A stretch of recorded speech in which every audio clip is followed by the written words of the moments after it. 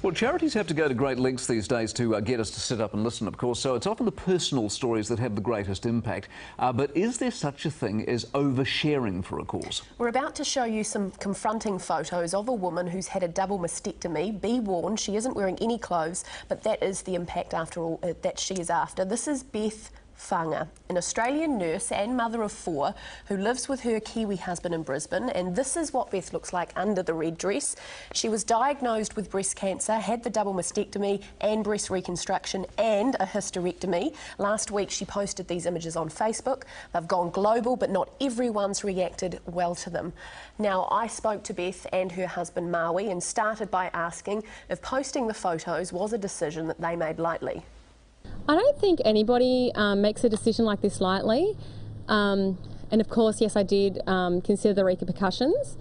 Nobody putting a half-naked an essentially naked photo of themselves online, wouldn't think of those repercussions. But as a health professional, I felt that I had an obligation and a need to promote health and to let women and men out there know that this can happen to you, and it's important to be vigilant about self-checks and be aware of your body, and of course, if there is anything untoward, to go and see your GP. Maui, I want to bring you in here because obviously you would have probably discussed this beforehand. Were you fully supportive of Beth doing this? Yes, Beth's very driven and motivated, and when I saw the photos I thought, wow, those are fantastic. I mean, going through the whole process of when Beth was told her diagnosis, the fear and anxiety at the time that we felt was actually overwhelming. And even when she went through the mastectomy, the double mastectomy and the reconstruction, I was quite anxious through that time. So her being able to do this has shown a lot of strength. Maui, I know you've had a lot of positive responses to this, but the people that have reacted negatively, has it made you angry? Oh, as a husband, I definitely want to protect my wife.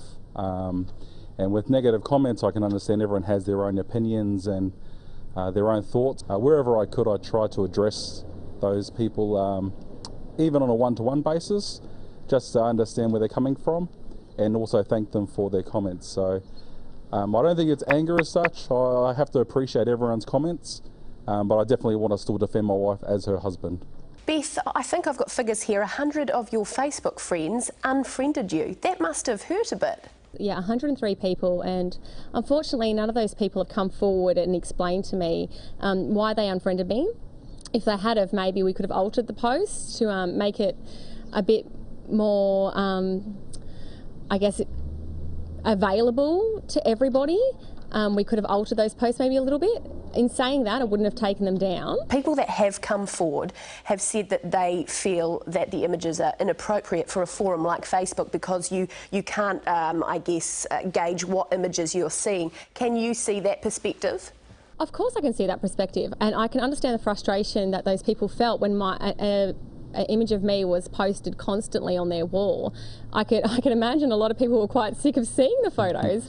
But in saying that, if those people then take that image on board and they remember to check themselves, and later on they think, oh, that's right, that girl did that, I've got these lumps now, I remember where to check, then I think that it served its purpose. So Beth, you're making no apologies for the images? No, I'm not.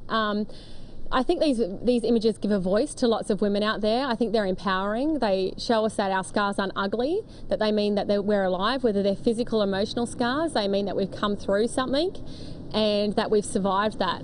I really hope that these images give women and men, for that matter, the idea that checking for lumps or rashes or itchy moles is okay, that we should be aware of our bodies and that we shouldn't be ashamed of our scars either, that we're beautiful as human beings. Why did you need to use such shock value?